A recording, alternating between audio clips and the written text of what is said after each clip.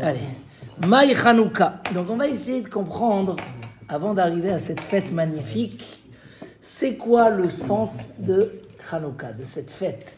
En plus, après 1 mois et demi ou plus où on n'a pas eu de fête, et surtout qu'on est sorti de cette fête de Simchat Torah tellement triste, donc on a besoin des miracles, et on doit fêter les miracles, et en particulier à Hanouka, Ma femme a dit qu'il y aura un miracle. où le but, Amen, Bezrat Hashem, on est sûr, il y aura des miracles à Hanouka, et la mitzvah de Hanouka, c'est de publier le Nes, parce que des fois un homme, il est d'accord de s'imaginer un Nes, mais il n'y croit pas. Comment ça peut arriver, mais comment ça peut changer? Et justement, quand on parle des miracles où il n'y a pas de comment et ça a eu lieu, donc ça nous permet de croire. Je leur ai dit plusieurs fois que les gens ne croyaient pas qu'Abraham il a été sauvé de la fournaise ardente de Ur Kasdim. Ils ne croyaient pas. Et c'est pas qu'ils ne voulaient pas croire. Ils n'ont jamais vu de miracle. Donc ils disaient, c'est pas possible. On nous raconte, mais c'est pas vrai. Qu'est-ce qu'il a fait à Kadosh Baruch Hu dans la guerre contre les 5 rois de Sédom? Ils se sont sauvés, les 5 rois. Et ils sont tombés dans des puits de sable mouvant, chewing-gum, où tu ne peux plus ressortir. Et quand Abraham il passait par là-bas, hop, il y avait des miracles, ils arrivaient à sortir. Il dit Rashi, grâce à ça, ils ont cru au miracle de Ur Kasdim. Ça veut dire, ça n'a rien à voir. C'est pas parce que Abraham il les a fait sortir du sable mouvant qu'il y a eu le miracle. Mais un homme, il est prêt à accepter dès qu'il peut s'imaginer. Si on voit que Hanouka... Un aussi grand miracle qu'au Kasdim, c'est pas dans la Torah, juste dans le Midrash. C'est la question du Ramban, Nachmanide. Et il y a plusieurs réponses sur ça, d'accord, c'est pas le moment. Mais le Nachmanide, il dit qu'en fait, tout ce qu'il y avait avant... tout ce qu'il y avait avant que Abraham a été choisi, ça n'a pas été écrit dans la Torah pour plusieurs raisons. Dès qu'il lui a dit « Lech Lecha », c'est le moment où il a été sélectionné. À partir de là, la Torah, elle raconte tout. Donc, Al-Kol Panim... Donc cette fête de Hanouka nous permet de se rappeler qu'on a eu des Nissim, et il y a même comme ça celui qui a oublié de faire Ala Nissim dans la Tfila. Des fois, il a pas fait Ala Nissim. Alors en arrivant à Yul et Ratson, il peut rajouter Yehi Ratson, Shetaase Imanu Nissim Veniflaot, Keshem Sha'asita la Avotenu Bayamim Ahem Bazeman Azeh. Et là il commence Bime Matitia. C'est-à-dire qu'en arrivant à Yul et Ratson, ou carrément dans le Birkat Amazon, tu es arrivé à Rachaman et tu as oublié de faire Bimé Matitia, et c'est tellement beau ce Bimé Matitia qu'on dit dans Alanissim, dans la Tfila et dans Birkat Amazon, que tu peux prier. C'est quoi cette Tfila? Que Dieu nous fasse des miracles aujourd'hui comme il a fait à nos parents. Donc c'est ce qu'on espère, Bezrat Hashem. Bimé Matitia, ça rapporte c'est Alanissim, et là on raconte toute l'histoire que je vais lire tout de suite. Voilà. Alors la Gemara elle demande Maï Hanouka, c'est quoi Hanouka? Et elle dit comme ça, des Tanoura Rabanan, nos sages l'ont enseigné, Bekaf He Bekislev, le 25 Kislev, ce qu'on appelle le Nescafé, le Nes de café, Yomé de Hanouka, c'est les jours de Hanouka, Tamnaya Inun, ils sont 8 jours. Delo le mispad behon, vedelo le itanot behon. Ni on a le droit de jeûner, ni on a le droit de faire des lamentations. C'est des jours de Simcha. Et c'est quoi l'histoire? Quand les Grecs sont rentrés dans le Echal, Tim'u kol hashmanim, ils ont rendu impurs tous les huiles. Sheba Echal. Ukshegavra malchut bet Hashmonaï venitzchum. Et quand la royauté des Hashmonaïm sont devenus plus forts et les ont gagnés, Badku velo matzou et la pach echad shel shemen, shaya munach bechotamo shel Kohen Gadol. Donc les Grecs sont rentrés, ils ont rendu impurs tous les huiles. Donc quand ils ont gagné, ils sont venus, ils ont cherché de l'huile, ils n'ont pas trouvé, ils ont trouvé juste une petite fiole qui était tamponnée par le tampon du Kohen Gadol, qui voulait dire qu'elle n'a pas été ouverte, qu'elle est encore pure. Velo ayabo elaleadlik yom echad. Dans cette fiole, il y avait pour allumer un jour. Combien de bougies on allumait ce jour-là? 7. Puisque dans le Beth Amikdash, la menorah, elle est 7. Il y avait juste pour allumer un jour. Ah, ils ont partagé, ils ont divisé, ils ont partagé? Non, on devait allumer un jour, on allume les 7 bougies. Naasa bones veidlik ubo mimenu shmona yamim. Alors pas comme ceux qui comprennent que c'est resté allumé 8 jours. Non, pendant 8 jours, l'huile se reproduisait et ils arrivaient à rallumer. Ils remplissaient. Ah, il rallumait à chaque fois? Et ça restait, mais oui, parce qu'on a une mitzvah d'allumer tous les jours. Donc en fait, tous les jours, la fiole est restée pleine. Alors qu'ils remplissaient, ça restait plein. C'est un miracle, parce que c'est un petit miracle, mais inimaginable. Donc si je peux croire, non, si je peux croire que cette huile ne se finissait pas, donc ça montre qu'il y a eu des nissim. Les Shana Acheret, l'année d'après, ils ont fixé et ils les ont rendus Yamim Tovim, des jours de fête, Behalel ou Beoda. Pas des jours où on va faire des festins, mais des jours où on va faire Halel. Pour ça, on fait le Halel au Bet HaKnesset tous les matins. On fait tout le Halel au Bet HaKnesset, le grand Halel avec Sefer Torah, et on remercie Akadosh Baruch. Quand vous regardez cette Gemara, il y a un petit problème. La Gemara, elle n'a pas parlé du tout du miracle des guerres. Elle a parlé elle a dit Maï Hanouka. C'est quoi Hanouka? L'huile. Et pourtant, il y a eu des très très grands miracles où ils ont gagné la guerre. Je leur ai dit, c'est comme si que maintenant on va entendre que demain, Baruch Hashem, la guerre, elle est gagnée à Gaza. Et on va dire, ils ont mis une Hanoukia à Gaza, ils ont allumé les bougies de Hanouka. Tu te dis, mais attends, il y a eu des miracles énormes. Et au Kazim, il est rentré dans la fournaise, il est sorti vivant. C'est pour ça qu'on célèbre ça aussi. Ils sont rentrés au début, vous avez dit, ils ont rendu les kelim Tout impur. Ils sont rentrés dans le Kodesh HaKodashim. Partout. Moi, comment le Kohen Gadol, à part le Kohen Gadol, personne ne pouvait rentrer. Comment ils ne sont pas morts ceux qui sont entrés là? Dès qu'il y a profanation, c'est marqué, dès que la Shrina elle s'en va, on peut rentrer. Okay. Donc, ça, c'est ce qui est marqué dans la Gemara. D'accord? On essaye d'avancer. Mais quand vous prenez la Tfila, on va voir que c'est très différent. On va dire, qu'est-ce qu'on va lire dans la Tfila à partir de jeudi soir? Bimé Matitia ben Yochanan Kohen Gadol, Hashmonaï ou Banav, à l'époque de Matitia ou Kohen Gadol, Hashmonaï et ses enfants, Kshamda Malchutia van Arsha'a Alamcha Israël, dès que s'est levée la royauté des Grecs, les Réchaïm sur le peuple d'Israël, les Chakra Mitoratecha, leur faire oublier la Torah, ou les Avira Mechuke Retzonecha, et leur faire transgresser les lois de la Torah. Ils leur ont interdit de faire la Torah. Comme il dit le Maïmonide, ils ont interdit Shabbat, Rosh Chodesh, la Brit Mila, donc vous n'avez pas le droit de faire Shabbat, et ils leur ont interdit le Bet Amikdash, et ils ont rendu impur tous les huiles, donc ils ont fait des xérotes. V'ata berachamecha arabim, et toi Dieu, par ta pitié, amatalaem be'etzaratam, tu es venu et tu les as soutenus au moment de leur souffrance, parce que le Rambam dit que c'était une très grande souffrance. Ils leur ont tout pris, ils leur prenaient leur argent, leurs filles, tout ils prenaient. Rabta et Drivam, tu as disputé leur dispute, tu as jugé leur jugement. Nakamta et Nikmatam, tu as vengé leur vengeance. Parce que c'est important la vengeance aussi, parce que c'est un rétablissement. Là on voit que quand il s'est passé ce qui s'est passé, il y a le besoin de vengeance, c'est pas un besoin négatif, c'est rétablir la justice, la vérité. L'honneur. Masarta Giborim Biyad Khalashim.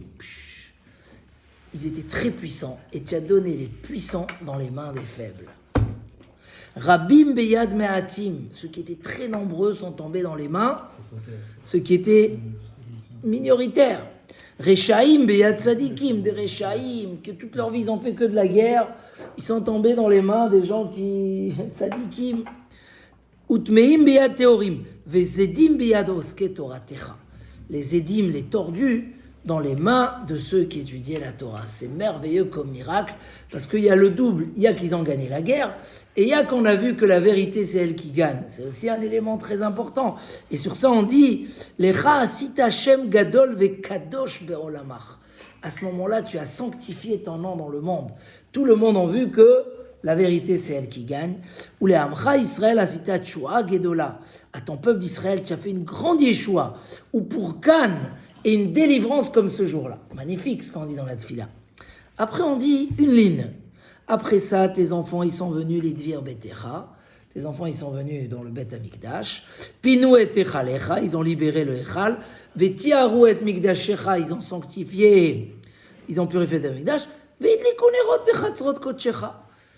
Ils ont allumé les bougies et ils ont fait 8 jours de fête. Même pas on a dit le miracle de l'huile. On a juste dit que tes enfants, ils sont venus et ils ont pu rallumer les bougies de la Hanoukia. Donc la première question qui perturbe, et donc même si on va expliquer un petit peu, ça serait bien que vous y pensez, vous y discutez. C'est quoi une anecdote? Alors, on dirait que c'est une anecdote qu'ils ont allumé la menorah. Oui, voilà, on le dit comme ça en passant, en remerciement à Hachem, mais l'essentiel, on remercie qu'ils ont gagné la guerre, une guerre impossible. Quand tu lis dans l'histoire, dans Megillat Antiochus, dommage qu'ils ne nous ont pas instauré de lire cette Megillah, mais dans tous les cas, là-bas on lit vraiment. Il y a une Megillat Antiochus, on la trouve dans les Hotzarat Tfilot, où là-bas c'est raconté l'histoire. Après, elle n'est pas dans les prophètes, cette Megillah. Je ne sais pas qui c'est qui l'a écrit, mais c'est raconter l'histoire et des miracles, des guerres. Ils ont gagné. Une personne, elle arrivait à combattre des centaines. C'était énorme. Dans la Tfila, on parle du miracle, des guerres et de la réussite. Et dans la Gemara, Maï Hanouka, c'est quoi Hanouka? Cette fiole d'huile qui pouvait allumer qu'un jour, elle a allumé pendant 8 jours. C'est un premier point de réflexion à essayer de comprendre, d'accord? Deuxième question, on est bon, comme ça, vous allez réfléchir, vous avez 8 jours. Pourquoi les Grecs étaient là pour rendre impures les huiles? Ça veut dire que c'est curieux. Ils n'ont pas détruit le temple. Ils n'ont pas pris pour eux. Ils l'ont laissé au Bné Israël. Mais ils ont interdit le service, ils sont rentrés, ils ont rendu impures les huiles. Ils ont interdit l'étude de la Torah. Ils prenaient leurs filles, le droit de cuissage, ils prenaient les filles avant. Ils leur ont enlevé, c'est marqué dans le Midrash, les portes des maisons pour qu'il n'y ait plus de tsniout comme ça, que ça soit...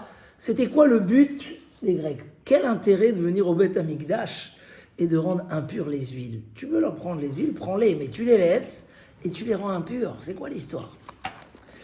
Encore une petite Gemara, vous êtes partant, vu qu'on n'a pas beaucoup de temps, donc on va aller rapide, bien. C'est le Tanoura Banan, tout en haut, juste à côté du Tosfot Mehadrin. Vous voyez les 2 points? En haut, c'est marqué, sinon je vous lis à l'oral. Tanu Rabanan, nos sages ont enseigné. Mitzvat Ner Chanukah, Ishu Beto. La mitzvah de la Chanoukia, c'est un homme par famille. Une bougie par famille. D'accord? Une maison. La mitzvah de Chanukah, c'est en fonction de l'homme, mais c'est en fonction de la maison. Ok, on verra tout de suite pourquoi. Ve'amehadrin, c'est quoi Ve'amehadrin? Ceux qui font Hidur Mitzvah. C'est quoi Hidur Mitzvah? L'embellissement de la mitzvah. On apprend de Zekeli Ve'anveu. Dans le Asiachir, c'est marqué Zekeli Ve'anveu. Ça, c'est mon Dieu, mon Créateur. Je vais l'embellir. De là, Rachid dit qu'on apprend que quand tu achètes un loulav, un tzitzit, un Sefer Torah, tzitzit nae, loulav nae, Sefer Torah nae, le même Sefer Torah, tu peux l'acheter à 100 000 shekels ou à 150 000 shekels. C'est quand même plus de 10 000 euros d'écart. Oui, on a une mitzvah de hidour. C'est quoi hidour? Si tu fais la mitzvah, fais la belle. Si tu n'as pas embelli, tu as perdu la mitzvah de hidour, tu as fait ta mitzvah quand même. Mais on apprend de Zekeli ve'anveu qu'il faut embellir les mitzvot. Après, t'embellir en fonction de tes moyens. Donc, Améadrin, oui, la Gemara a dit qu'il faut rajouter 1/3 sur la valeur. Voilà, celui qui fait plus, Hachem le rajoutera plus. Mais de base, le hidour, c'est rajouter 1/3 pour embellir la mitzvah. Donc là, on parle d'embellissement. La Gemara a dit comment on embellit les Hanouka. Alors, il faut faire allumer une bougie, les kol echad ve'echad. Tu fais allumer une bougie à chaque enfant de la maison. Ve'amehadrin minamehadrin. Et ceux qui ils embellissent en double, mehadrin minamehadrin, les embellisseurs des embellisseurs, alors eux, ils vont allumer chaque soir une bougie, c'est Machloket, Bet Shammai et Bet Hillel, s'il fallait commencer 8 au départ et descendre, ou comme on fait nous aujourd'hui comme Bet Hillel, on allume une et on va en augmentant. Qu'est-ce qu'il y a de tellement beau? Pourquoi c'est Mehadrin, Minaméadrin? D'abord on met plus de bougies, donc c'est Mehaïdo, mais en plus on montre à travers ça combien de jours il y a eu le miracle. Un miracle qui dure 2 jours, c'est déjà beau, mais 7 jours, 8 jours, donc chaque jour on manque, déjà 3 jours, déjà 4 jours, déjà 5 jours. Ça, c'est les Mehadrin, Minaméadrin.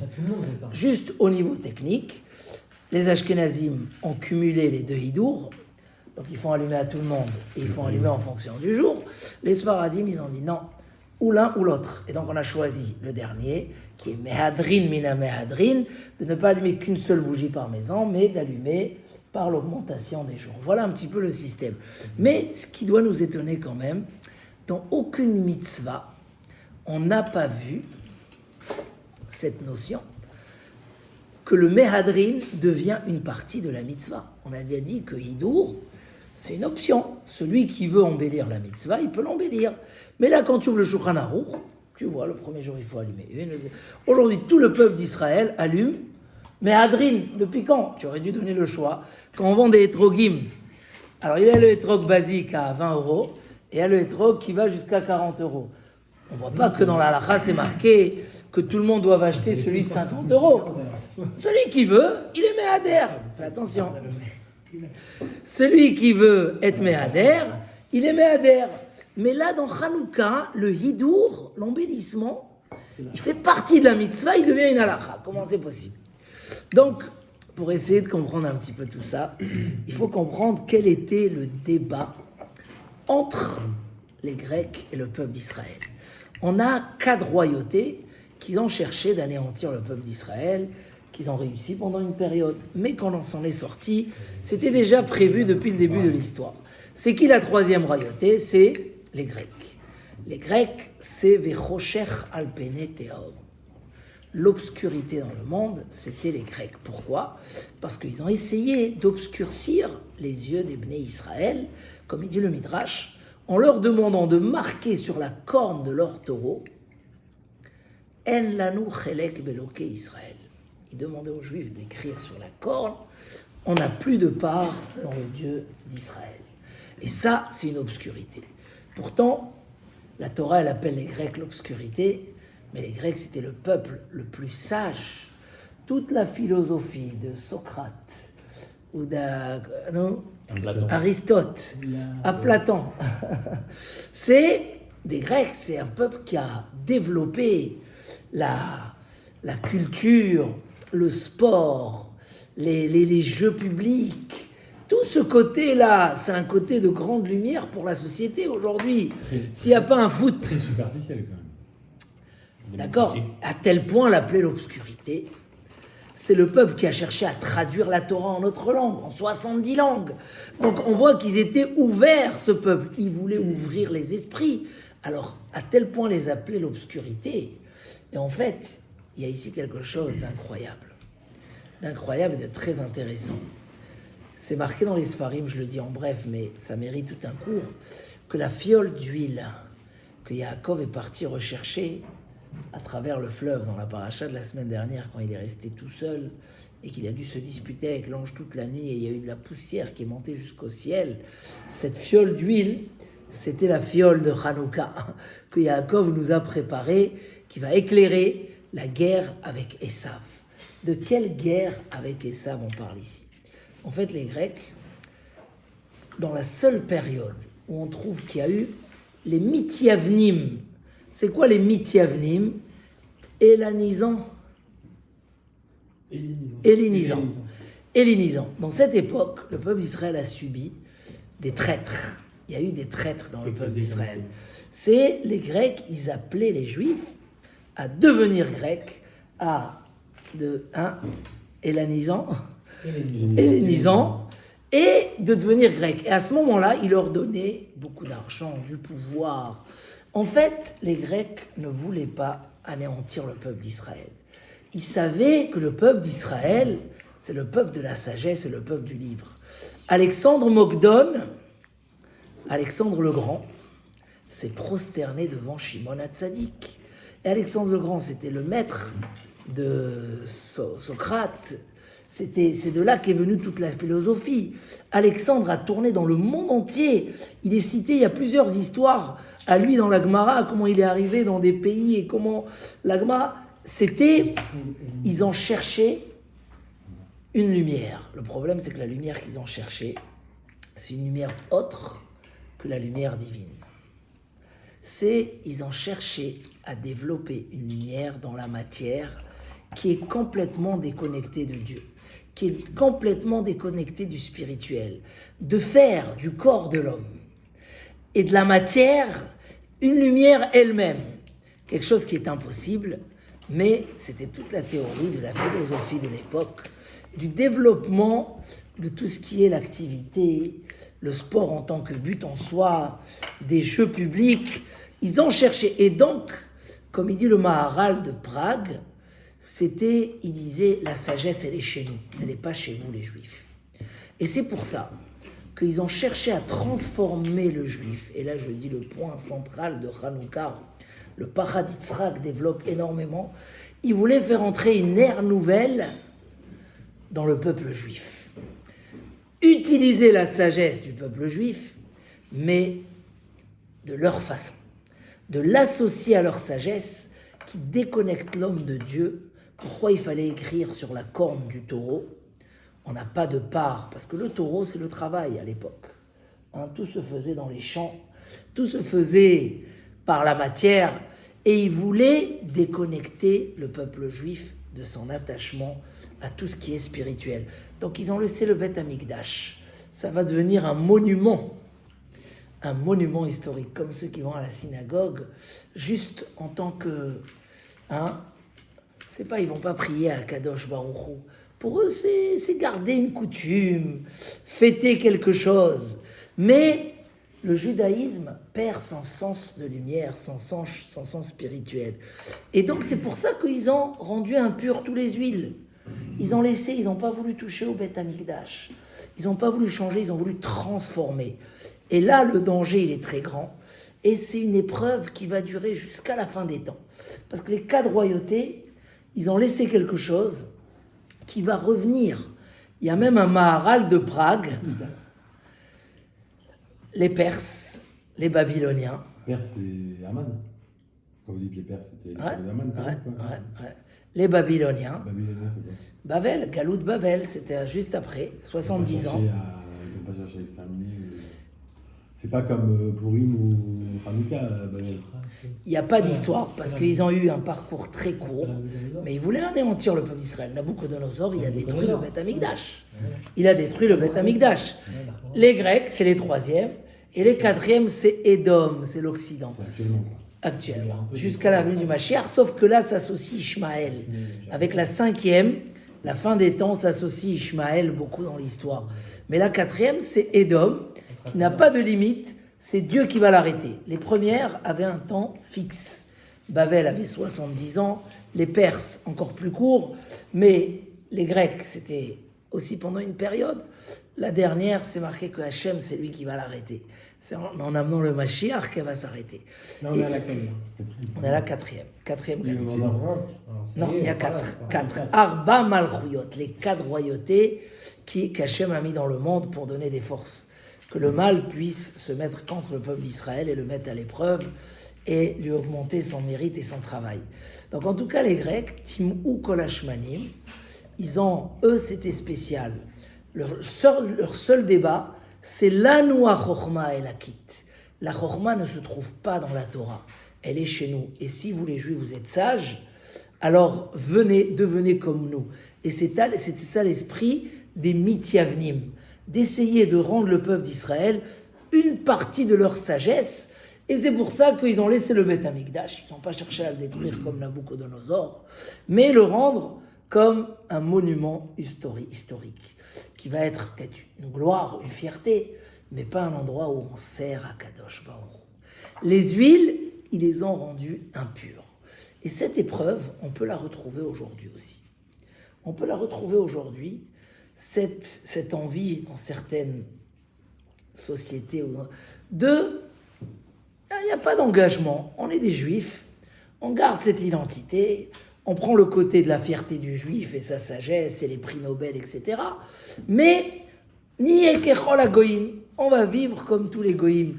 Et ça, c'est très dangereux. Mais je ne parle pas de l'extrême. Venez, on parle un petit peu de ce qui peut nous concerner.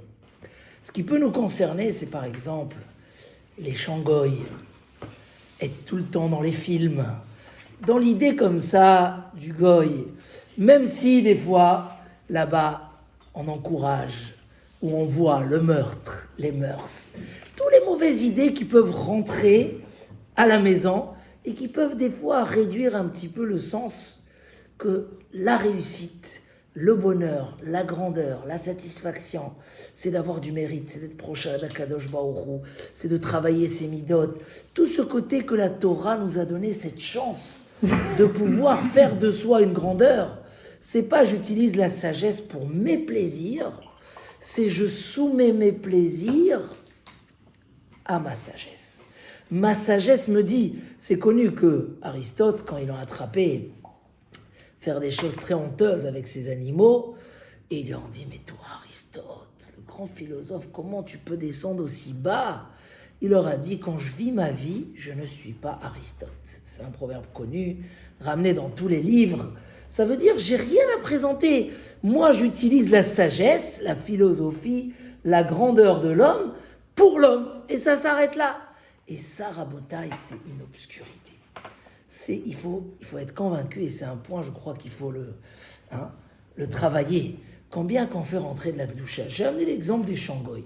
Beaucoup de gens qui pratiquent toute la Torah ne voient pas d'inconvénient. Et peut-être qu'ils font attention, que ce ne soit pas des mots vulgaires, etc. Mais le jour où un homme il arrête ça, il comprend que ça le dérangeait, que ça peut déranger les enfants. Il y a beaucoup de choses comme ça qu'on ne réalise pas. Aujourd'hui, je ne vais pas parler des bandes dessinées, parce que certains n'arrivent pas à tenir leurs enfants. Mais j'ai connu un rav qui est arrivé en France, que tous ses élèves, il leur a interdit, bien sûr ceux qui le suivaient, de montrer aux enfants des bandes dessinées. Et moi je disais, mais c'est un peu exagéré quand même, si on fait attention, ou etc. En tout cas, moi je ne le transmettrai pas, je ne vais pas m'attarder derrière ça. Mais au final, même si, dans certains cas, c'est pas... Mais réfléchir qu'il y a des choses, quand on fait rentrer quelque chose dans la vie, faire attention. Qu'est-ce que ça fait rentrer par derrière? Faire rentrer de la Kedusha. Quand tu écoutes des chants, ça te rapproche d'Akadosh Baruch Hu. Le Baal Shem Tov, il dit que le monde, et je ne viens pas m'attarder sur le chant, je prends ça comme exemple, pourvu qu'il y ait beaucoup de chants. Mais c'est qu'un exemple. Baal Shem Tov dit quand tu écoutes la musique, ça ramène à la tchouva. Parce que le monde de la musique est juste à côté de le monde de la tchouva. C'est vrai, la chanson, c'est très apprécié dans au Beth Amikdash, il y avait des chansons. Des fois, entre une chanson qui te rappelle Akadosh Baruch Hu chaque 2 minutes, et une chanson qui te rappelle des choses négatives, et qui parle que des bêtises, et qui c'est qui le chante? C'est un tel. Mais c'est qu'un exemple, je ne viens pas maintenant brusquer qui que ce soit. Je viens avec dire, il faut être réveillé, et chaque petit point, il est important, et surtout pour les enfants, mais pour nous aussi. Pour nous aussi. La différence entre quelqu'un, moi j'ai entendu des gens, que du jour, par exemple, là on voit beaucoup de gens qui font tchouva sur des choses, et quelqu'un il a dit, voilà, moi depuis le 7 octobre, je n'écoute plus les musiques goy. Et ça t'a fait quoi? Je dis, vraiment, ça m'a... Je sais pas, quand j'écoute la musique, maintenant je sens quelque chose qui vibre vers Akadosh Baruch Hu. Alors tu vas dire, c'est un détail. En fait, j'ai utilisé cet exemple pour dire, c'est quoi l'air négatif qui voulait faire entrer? Des fois on se dit, faut pas être trop fermé dans la vie. C'est pas grave si les enfants, on les amène là-bas ou on les amène là-bas.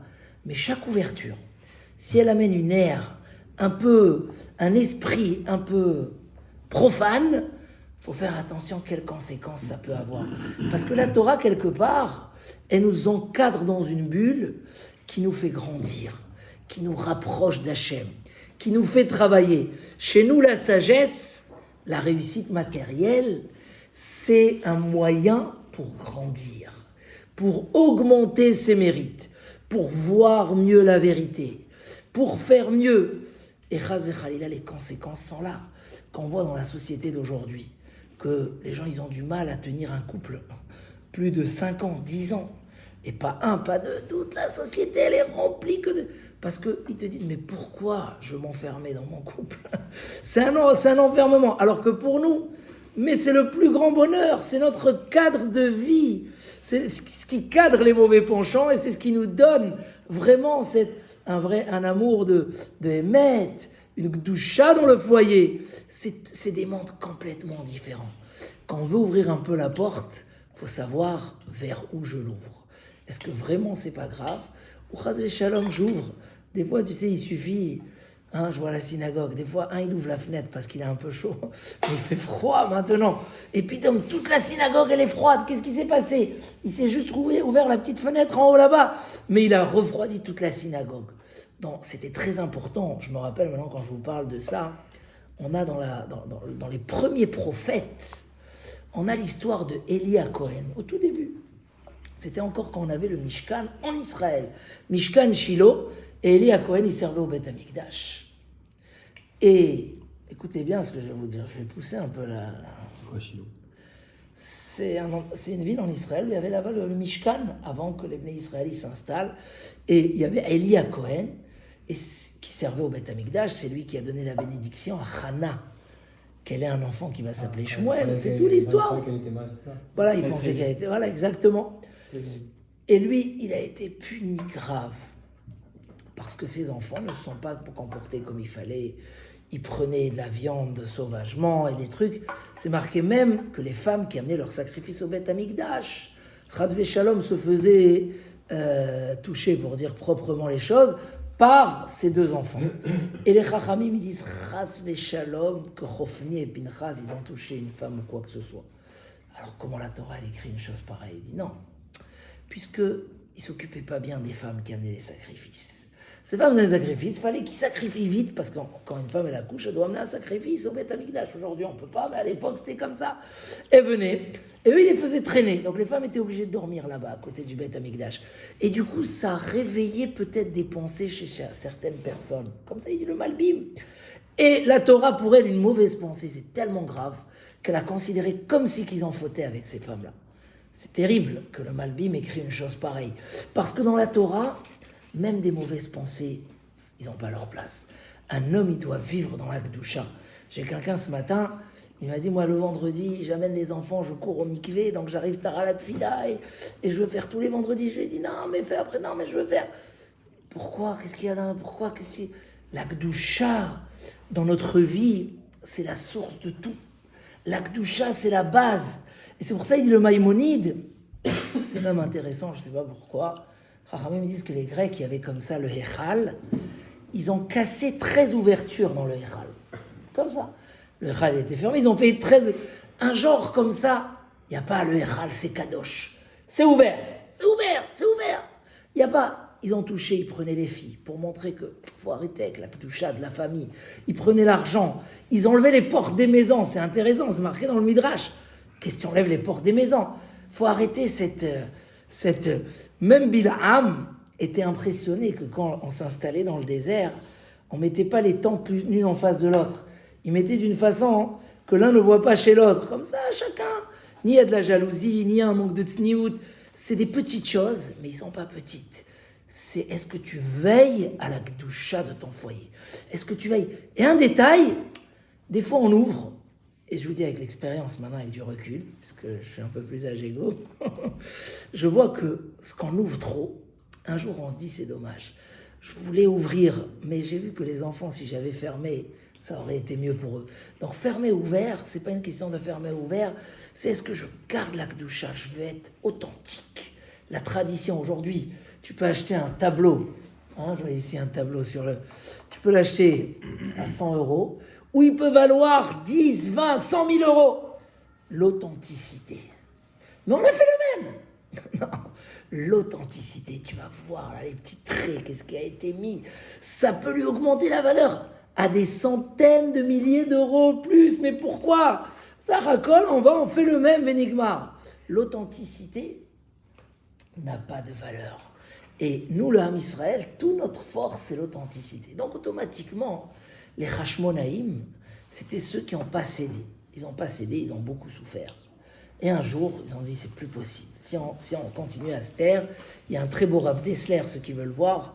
Rav Dessler sur Hanouka, tu l'as en français. Ouais. Hein? Je crois que oui. Toi, tu l'as gagné au gala. Oui. Non. Mais tu vas le voir sur Hanouka. Cette notion de En Brera, c'est quoi? Des fois, un homme, il laisse. Mais à un moment, il dit, il n'y a plus le choix. Si je me laisse faire, je me fais avaler. Il prend l'initiative, et ça, c'est la plus grande force. Quand un homme, il a réalisé qu'il n'y a pas le choix, il faut se battre, c'est là où il déclenche les miracles. Et donc, les Hashmonaïm, ils ont déclenché ce miracle. Alors oui, ils ont fait une guerre. Mais la guerre, c'était pas le débat. La guerre, c'était pas le problème. Ça leur changeait à rien. Les Grecs ne voulaient pas forcément dominer les Juifs. Et les Juifs ne cherchaient pas à gagner les Grecs. La guerre, elle était une guerre spirituelle. Une guerre sur les valeurs de la Kedusha et de la famille.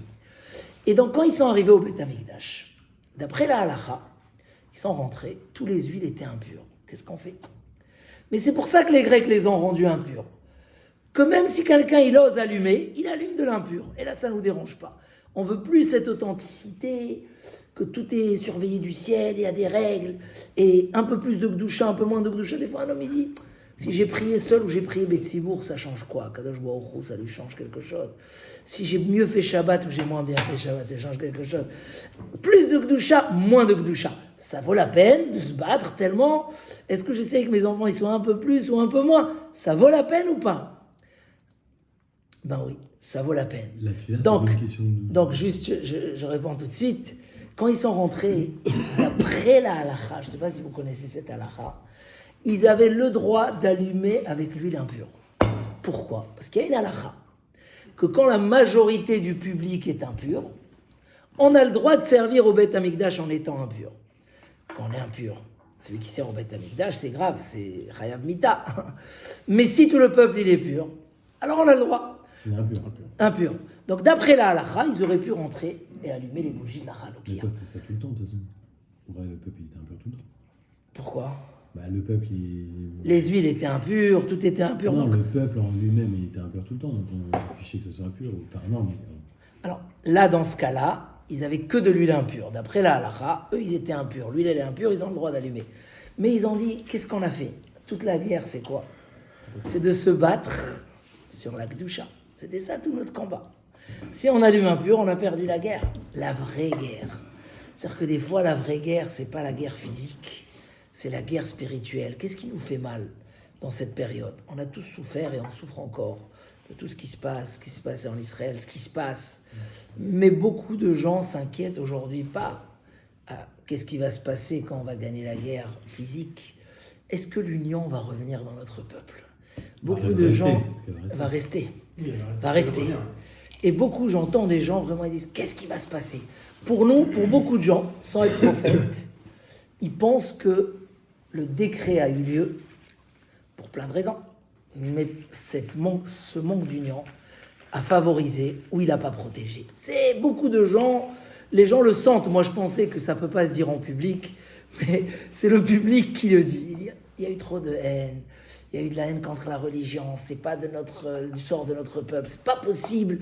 Voilà, qu'est-ce qui va se passer?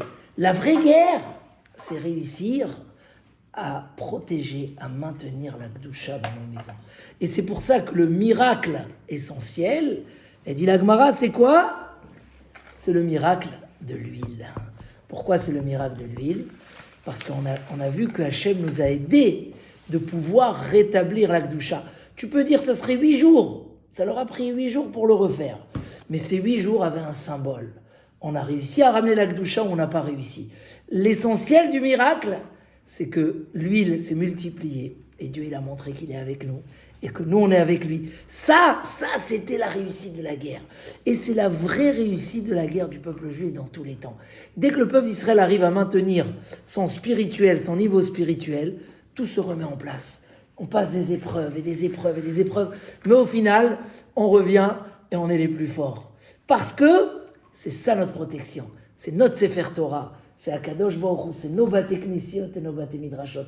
Donc le fait de pouvoir rétablir immédiatement l'allumage, on a montré qu'on a remis la lumière. Eux, ils ont obscurci par la Touma. On a remis la lumière. Combien malheureusement aujourd'hui, il y a des couples, des foyers, des enfants qui tombent et qu'en fait on dit mais ils ont besoin d'une seule chose, ils sont tombés dans l'obscurité. Réussir à allumer cette lumière, c'est réussir à éclairer et à ramener cette Kedusha, ils ont réussi. Et c'est pour ça que je réponds à la dernière question et après on passe au débat et aux questions halachiques.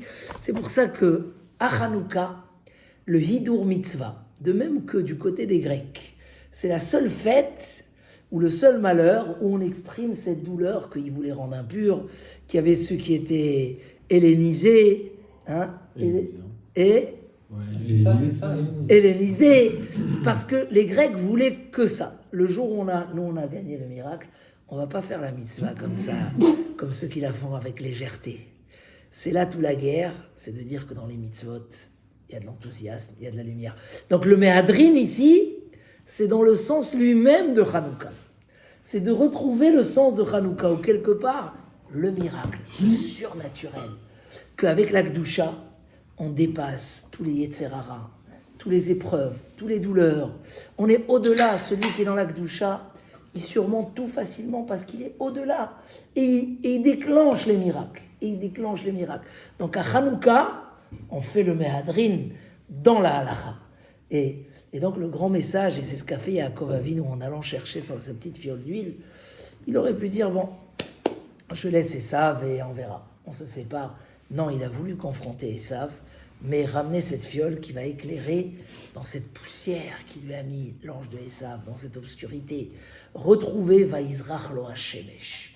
Après qu'il y a eu ce débat, après qu'il a eu sa hanche qui a déboîté, il y a le soleil qui s'est levé, et là il est devenu Shalem Begoufo, Shalem Bemamono, Shalem Betoratou. Il a tout récupéré.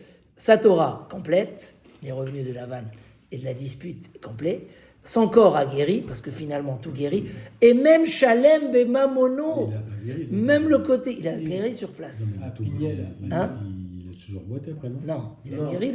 Le soleil est sorti le lendemain matin, et il a guéri de ce qui boitait. Et Shalem Bemamono, même le cadeau qu'il avait donné à Esav, il a récupéré l'argent. Comment ça va marquer? Comment? Même son argent. C'est-à-dire que la bracha, au final. Yaakov, il a guéri? Oui, bien sûr, le lendemain matin, quand le soleil a brillé, Vaïzrachlo à Shemesh, plus rien. C'était que temporaire. Mais le symbole du nerf sciatique est resté comme un symbole de. Voilà. Mais en tout cas, pour pas être trop lent et en bref, le message qui sort ici, c'est que celui qui veut réussir dans la Kedusha, il veut réussir dans la famille, il faut augmenter le niveau de Kedusha. Voilà. On a ici une salle à manger, il y a des livres. C'est important que dans une salle à manger, il y ait des livres. Il y a des livres. Bon, Créat et Amsouf, on ne va pas en parler. Ça. C'est un beau tableau. C'est un beau tableau. Mais très bien, au moins tu la caches, c'est très bien. Il y a ici, je sais pas, la Kedusha, les cadres, que des cadres de Kedusha. Non mais on croit que c'est des détails, mais c'est énorme pour les enfants. Ça change tout, c'est un esprit. Un enfant, tous les jours, il voit des livres. Ces détails-là, le Modéani le matin, la Netilat Yadayim aux enfants, les brachot, il n'y a pas de détails quand il s'agit de la lumière. Parce qu'un brin de lumière élimine énormément d'obscurité. Mais atmina or, donc même ceux qui sont en stade de tchouva, l'omeshane, la tchouva, elle a un objectif. Où on s'arrête? On évolue avec la famille. Où on s'arrête? On ne s'arrête pas tant qu'on n'a pas fait tout le cercle. Que les bougies qu'on va allumer, c'est déjà bien qu'on les allume, parce que les Grecs ne nous ont pas laissé allumer. Mais on veut allumer des bougies pures. Ça, c'est la réussite. C'est pour ça que dans la tfila, on remercie Hachem sur les nissim physiques, parce que c'est la tfila, on remercie la Oda. Donc là, on remercie sur la guerre. Mais quand la Gemara cherche à savoir c'est quoi le sens lui-même de Hanouka, elle te dit, c'est l'huile. C'est un petit miracle. C'est le petit miracle qui est exprimé quand on a gagné le combat, qu'on est reparti le peuple d'Israël dans la Kedusha. Alors Bezrat Hashem, très important, très très important, chacun il sait de quoi il peut parler. Quand j'ai amené l'exemple des champs, c'était juste un exemple, mais il exprime quelque chose. Dans tout ce qu'on peut mettre de la Kedusha et progresser, alors la lumière elle va briller plus fort, et quand il y a de la lumière qui brille, l'obscurité va dehors, sort de chez nous. Bezrat Hashem, voilà. Chazak, quand la lumière de Hanouka brille chez nous et brille dans notre esprit. Amen.